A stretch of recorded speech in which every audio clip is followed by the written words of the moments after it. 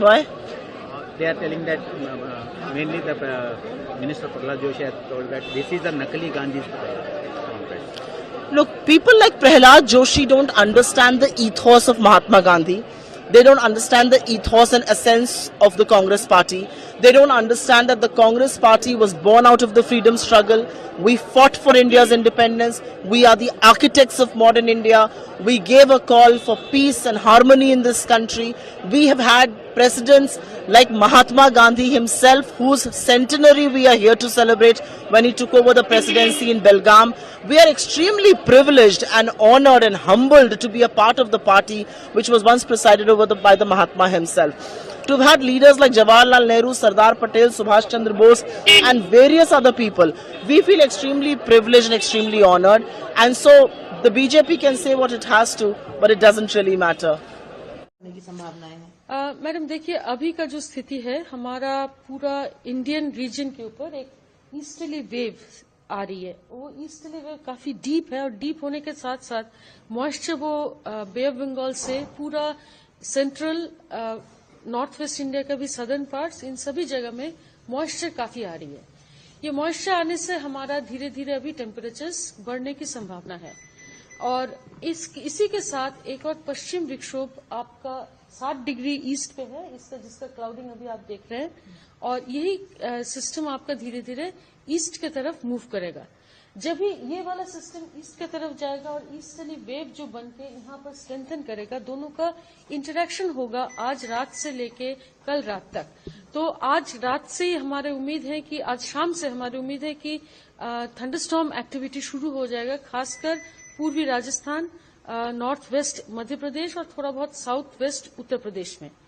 कल हमारी उम्मीद है कि हेल स्टॉर्म्स होने का पॉसिबिलिटी है, क्योंकि सिर्फ ये दोनों फीचर ही नहीं, हमारा जेट कोर भी बहुत फेवरेबल रख रहा है. तो हम लोग हेल स्टॉर्म का चेतावनी ऑरेंज अलर्ट के साथ दे रहे हैं राजस्थान में और मध्य प्रदेश में और हरियाणा में ऑरेंज अलर्ट के साथ और वेस्ट उत्तर प्रदेश में. बाकी हम येलो अलर्ट के साथ दे रहे और हम मध्य महाराष्ट्र मराठवाड़ा में भी ऑरेंज अलर्ट जा रहा है कल के लिए हेल.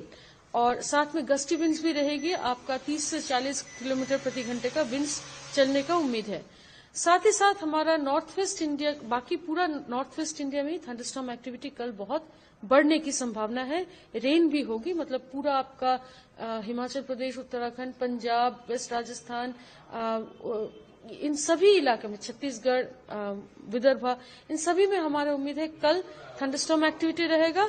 और हेल स्टॉर्म के साथ खासकर नॉर्थ वेस्ट इंडिया में परसों एक्टिविटी थोड़ा ईस्टवर्ड शिफ्ट होकर मेनली आपका रहेगा थंडरस्टॉर्म एक्टिविटी रहेगा ईस्ट मध्य प्रदेश, आपका थोड़ा ईस्ट उत्तर प्रदेश, छत्तीसगढ़, इन इलाके में. तो ये जो सिस्टम आ रही है, परसों के बाद से जब भी सिस्टम हट जाएगा, हमारा उम्मीद है कि दोबारा जैसे आज थोड़ा टेम्परेचर्स बढ़ने की उम्मीद है 2 दिन तक. तो आइसोलेटेड प्लेसेस में कोल्ड वेव कल सुबह आ सकती है, मगर इसके बाद हट जाएगी, मॉइस्चर आएगी, क्लाउडिंग आएगी, कोल्ड वेव हट जाएगी. मगर इसके बाद आज से लेके चौथे 5वें दिन यानी कि 29-30 तारीख तक हमारी उम्मीद है कि फॉग कंडीशंस दोबारा रिकर करेगा, खासकर प्लेन रीजन्स में. और कोल्ड वेव दोबारा रिकर करेगा आपका जम्मू एंड कश्मीर, हिमाचल प्रदेश में. तो प्लेन्स में फॉग कंडीशंस ये WD जाने के बाद शुरू हो जाएगी, पहाड़ों में कोल्ड वेव आने की स्थिति आ जाएगी. तो दिल्ली में भी बारिश की संभावनाएं हैं कल के लिए, है प्रेडिक्शन? जी, हमारा उम्मीद, हमने येलो अलर्ट के साथ दिल्ली के लिए भी कल और कल के लिए खासकर आज रात से शुरू होने की संभावना है रेन. और कल हमारा थंडरस्टॉर्म एक्टिविटी होने की संभावना है दिल्ली और आसपास के क्षेत्र में भी. और जैसे मैंने बताया कि मेन जो जोन ऑफ इंटरेक्शन रहेगा वो राजस्थान, मध्य प्रदेश के ऊपर रहेगा और थोड़ा बहुत वेस्ट उत्तर प्रदेश. तो ये इलाके में, और तो साउथ में थोड़ा सा नॉर्थ मध्य महाराष्ट्र, मराठवाड़ा का ये इलाके में हमारा हेल स्टॉर्म काफी ज्यादा होने की चांस है. हरियाणा में भी होने का चांस है. और दिल्ली में अभी हम सिर्फ थंडरस्टॉर्म का वार्निंग, चेतावनी येलो अलर्ट के साथ कल दिए हैं.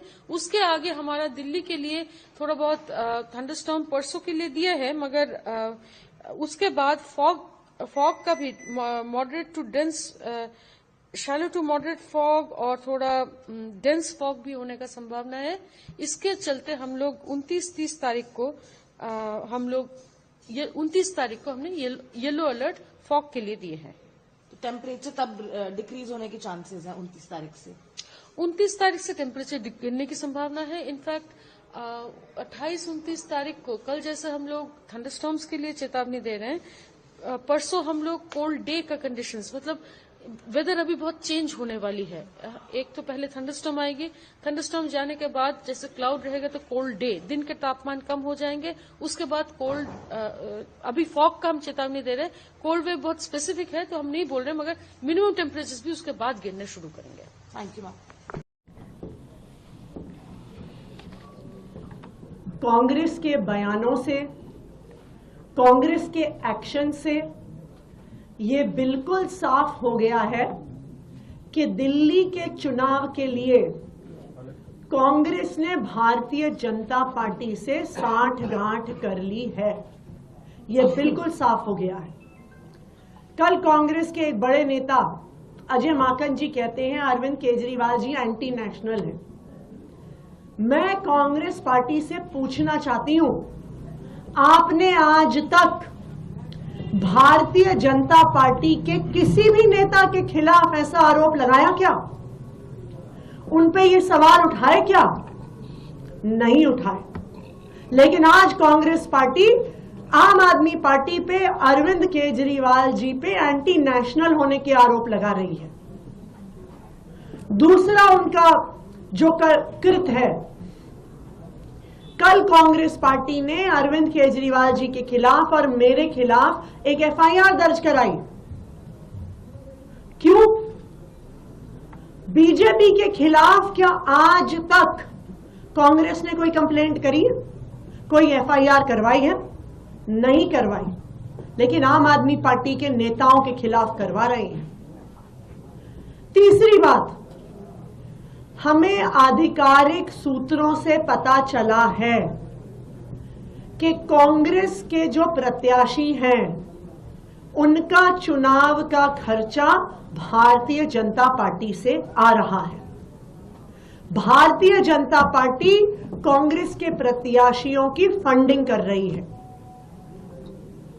इसमें प्रमुख संदीप दीक्षित जी हैं, जिनको भारतीय जनता पार्टी से ऐसा सुनने में आया है कि फंड मिल रहा है।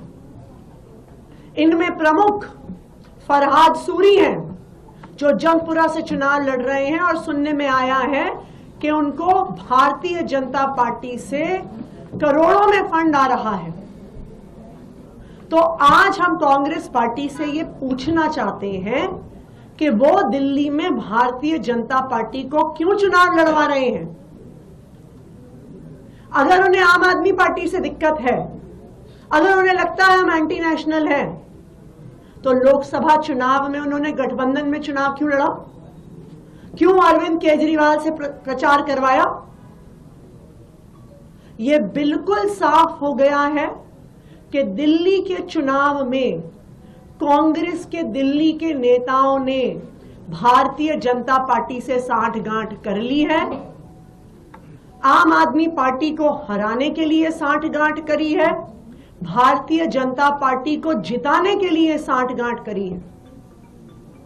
अगर कांग्रेस पार्टी भारतीय जनता पार्टी को नहीं जिताना चाहती, अगर उनकी भारतीय जनता पार्टी से साठगांठ नहीं है, तो फिर वो अगले 24 घंटे में अजय माकन के खिलाफ एक्शन ले, जिन्होंने अरविंद केजरीवाल जी को एंटी नेशनल कहा।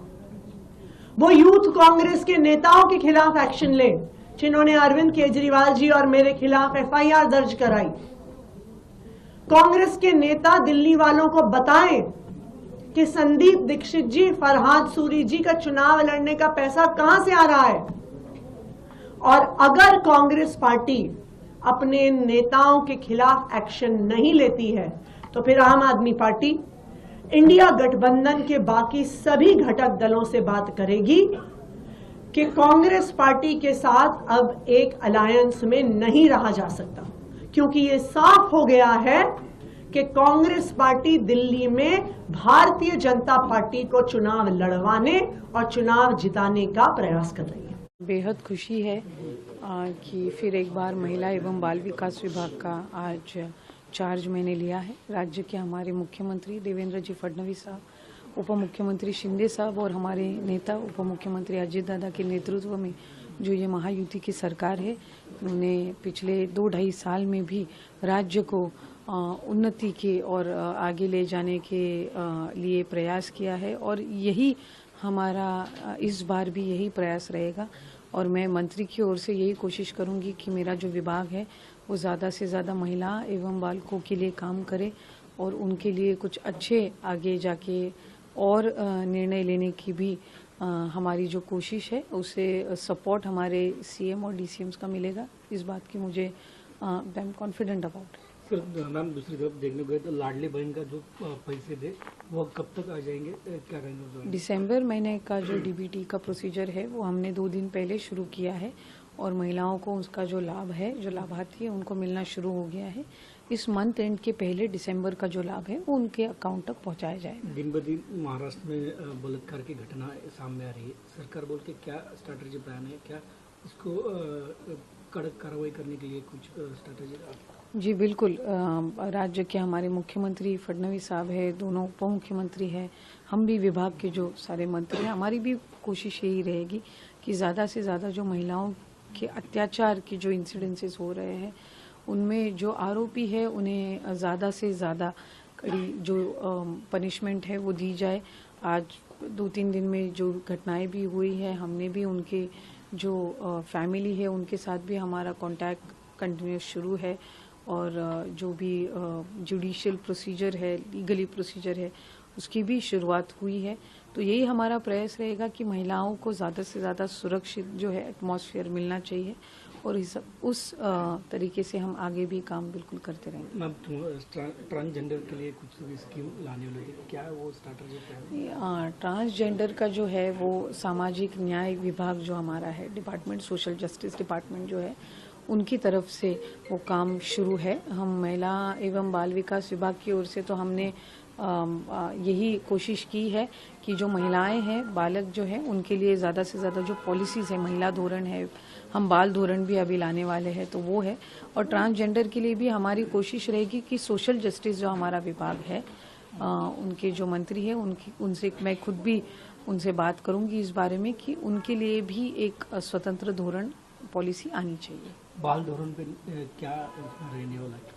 बाल धोरण में हम ज़्यादा से ज़्यादा एजुकेशन हो, मेंटल हेल्थ हो, फिजिकल हेल्थ हो और बच्चों का स्पोर्ट्स पार्टिसिपेशन हो या बाकी जो उनके ग्रोथ के हिसाब से जो चीज़ें रहती है या उनके ओवरऑल वेलबींग के हिसाब से जो होती है, तो वो हम पॉलिसी में ज़्यादा से ज़्यादा इंक्लूड करने की कोशिश कर रहे हैं। और तकरीबन 70-80% काम उसका इलेक्शन के पहले भी हो चुका था।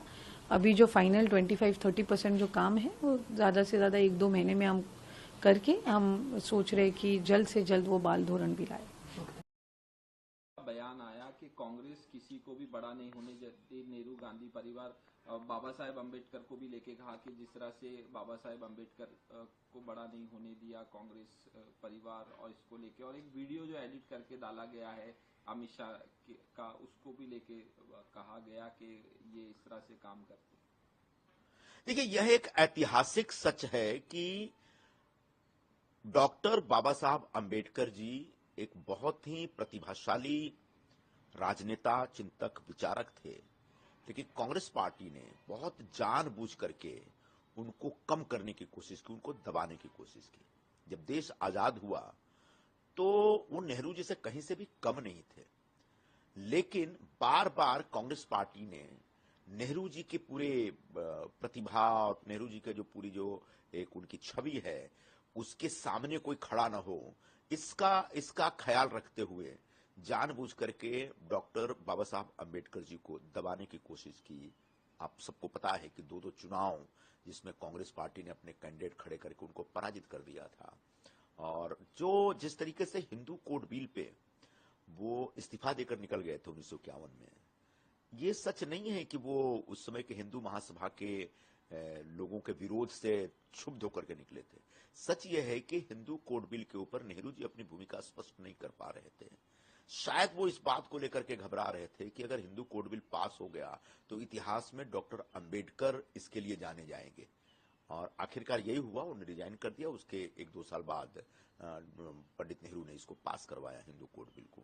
ऐसे बहुत सारी घटनाएं हैं जो कांग्रेस पार्टी हमेशा अपने परिवार के लोगों को एक सर्वोच्च स्थान देती है, और जो भी व्यक्ति उस सर्वोच्च स्थान पर बैठे उनके परिवार के लोगों के एक पैरेलल खड़ा होता है, या उनका स्पर्धी दिखता है या प्रतिद्वंदी दिखता है, उसको बहुत तरीके से उसको साइडलाइन किया जाता है, उसको काटा जाता है। यह हम सबने देखा है, महसूस किया है, और पिछले 70-75 सालों का इतिहास तो यही है। गृह मंत्री अमित शाह जी के बयान की बात की मैंने पहले भी कहा है कि उनका पूरा वीडियो मैंने देखा, पूरा भाषण भी मैंने सुना था। उसमें कहीं से भी उन्होंने डॉक्टर अंबेडकर का अपमान नहीं किया है। वो तो एक फैशन की बात कर रहे हैं कि आजकल जिनको परम पूज्य बाबा साहब अंबेडकर के विचारों में आस्था नहीं है, श्रद्धा नहीं है, जो उनके विचारों की जिनके पास जानकारी भी नहीं है, वो लोग भी डॉक्टर अंबेडकर के नाम पर राजनीति चमकाने में लगे हुए हैं। तो ये एक तरह का नया फैशन बन गया जिसका उन्हें विरोध किया, और उनको पूरा अधिकार है विरोध करने का।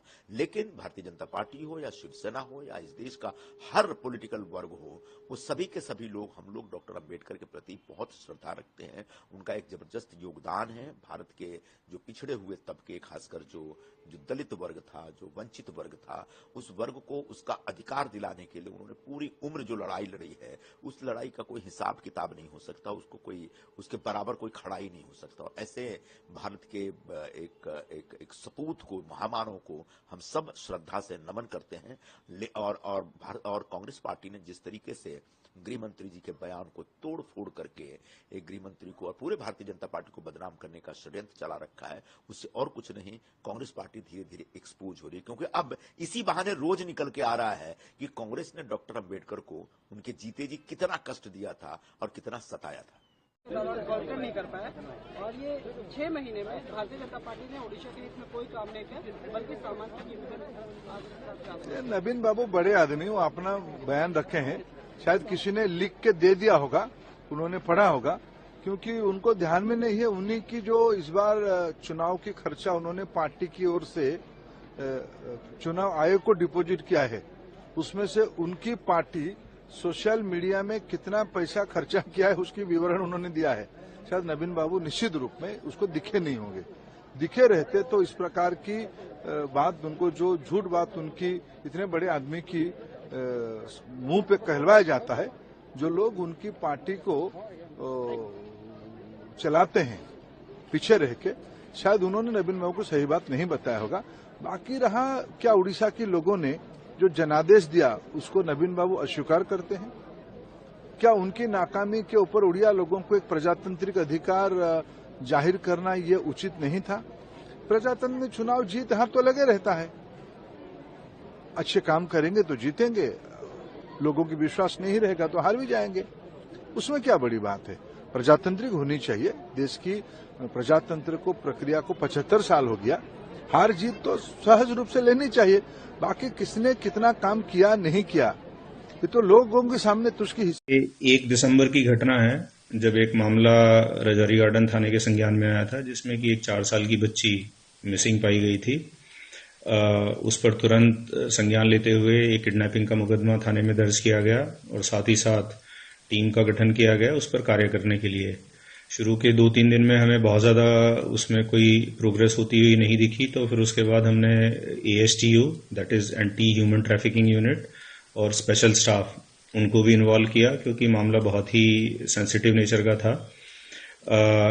ASTU में हमारे एक हेड कांस्टेबल पूरन चंद हैं, जिन्होंने काफी प्रयासों के बाद एक फुटेज निकाली जिसमें कि उस बच्ची को देखा गया कि वो एक महिला के साथ जा रही है।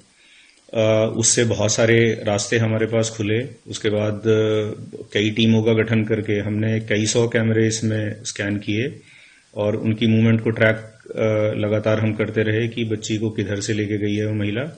साथ ही साथ एक जो काम किया गया कि उस महिला की और उस बच्ची की तस्वीर बहुत सारे हमने प्रिंट आउट्स निकाल के और उसकी डिजिटल फोटो जितने भी हमारे सोशल मीडिया के ग्रुप्स हैं RWA के या अलग अलग लोकेलिटीज में, साथ ही साथ जितने भी हमारे ऑटो रिक्शा स्टैंड्स हैं, बस ड्राइवर और कंडक्टर्स हैं, उनको फोटो लगातार दिखा के और जानकारी जुटाने का प्रयास हम लोग करते रहे। फिर अभी 2 दिन पहले हमारे जो एक हवलदार हैं उनको सूचना मिली एक इन्फॉर्मर के थ्रू कि जो डिस्क्रिप्शन बच्ची का है उससे मिलती हुई बच्ची को उसने एक पर्टिकुलर इलाके में देखा है गुरुद्वारे के पास। तुरंत उस मामले का संज्ञान लेते हुए टीम को डिस्पैच करा गया और वहां से ये वेरीफाई करके कि ये वही बच्ची है जो मिसिंग हो गई थी, हमने उस बच्ची को रेस्क्यू किया और साथ ही साथ उसको अगवा करके ले जाने वाली जो 2 महिलाएं थी उनकी भी गिरफ्तारी इस मामले में की गई है। महिला से पूछताछ में कुछ पता भी चला है क्या कारण था? अभी तक जो पूछताछ में महिला ने बताया वो 2 महिलाएं हमने गिरफ्तार इसमें करी हैं। उसमें से एक महिला के खुद के बच्चे नहीं थे और शायद उसी नीयत से उसने इस घटना को अंजाम दिया कि इसको पाल पोस के वो बड़ा करेगी। बाकी फर्दर इस पर सवाल जवाब किए जा रहे हैं। यदि कोई और घटनाक्रम निकल के आता है तो उसकी जानकारी भी आपको देंगे। बाबा फतेह सिंह जी के प्रति अपनी श्रद्धा को व्यक्त करते हुए उन्हें नमन कर रहा है। यह हमारा सौभाग्य है कि 2019 में गुरु नानक देव जी के 550वें प्रकाश पर्व के अवसर पर इसी मुख्यमंत्री आवास पर जो शबद कीर्तन का कार्यक्रम आयोजित हुआ था, उसके उपरांत मेरे सामने जब प्रस्ताव आए कि वीर बाल दिवस के कार्यक्रम को आयोजित करने के लिए, तो मैंने कहा भाई इससे अच्छा पावन अवसर और क्या हो सकता है कि ये मुख्यमंत्री आवास पर ही आयोजित हो।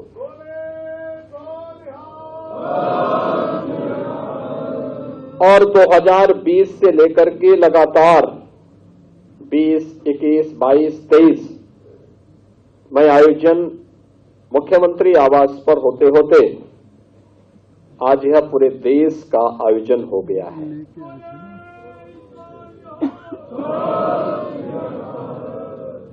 आज ही की वो तिथि है जब गुरु गोविंद सिंह जी महाराज के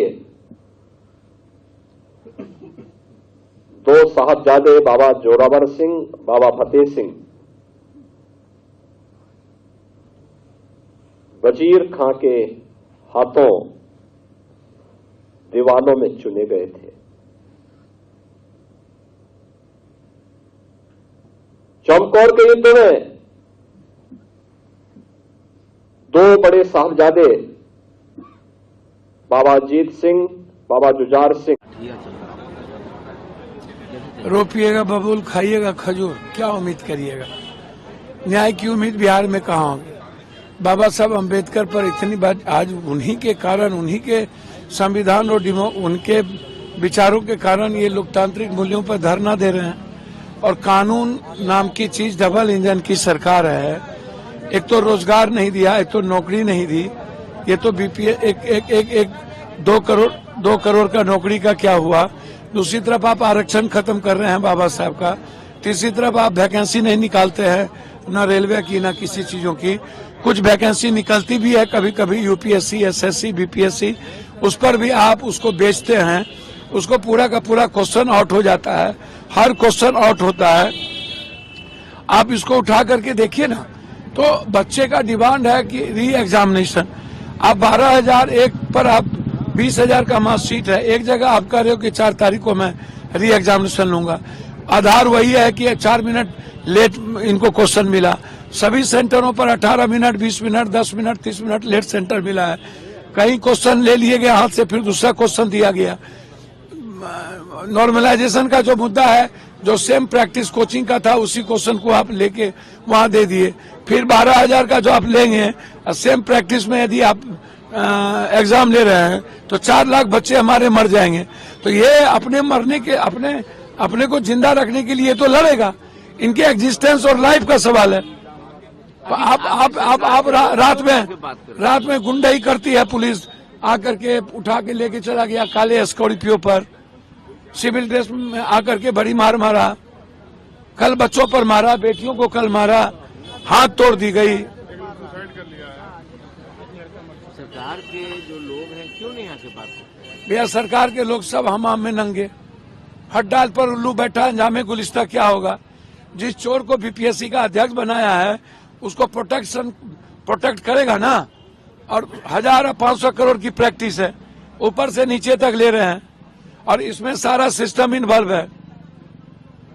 पदाधिकारी, नेता, बीपीएससी का चेयरमैन, माफिया जो नालंदा 84-88 से तार जुड़ा हुआ है।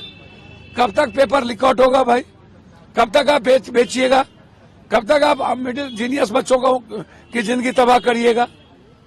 हम तो अपील करते हैं सभी छात्र नेताओं से कि आप यदि 4 तारीख के पहले तक नहीं ये स्वीकार करता है तो बिहार बंद करिए। हम अपील करते हैं राहुल गांधी जी से भी कि आप हमेशा छात्रों की आवाज बने हैं, हमेशा लड़ते रहते हैं। मेरा आपसे आग्रह होगा कि निश्चित तौर पर आप बिहार बीपीएससी बच्चों की आवाज ही ना बने, पूरे कांग्रेस को खड़ा करें।